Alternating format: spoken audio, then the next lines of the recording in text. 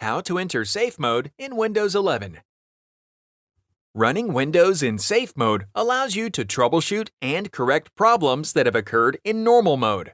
When starting in Safe Mode, Windows runs with a minimum set of drivers and the screen appears different than usual.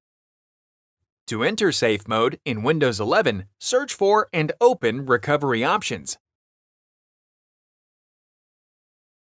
Select Restart Now on the Advanced Startup tile.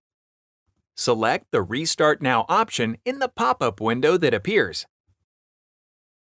Once the computer restarts, select Troubleshoot in the Startup Options menu. Select Advanced Options from the Troubleshoot Options menu.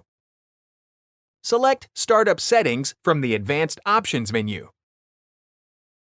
Select Restart on the Startup Settings window to restart the computer into the Startup Settings menu.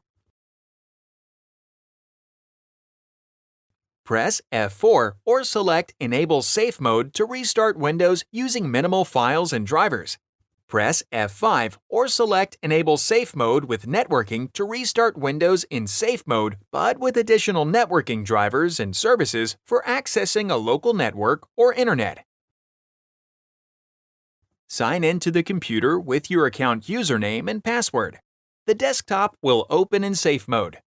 To exit Safe Mode, restart the computer and it will start normally. Click the Playlists tab in YouTube to find HP videos in other languages. And search our channel to find official HP support videos.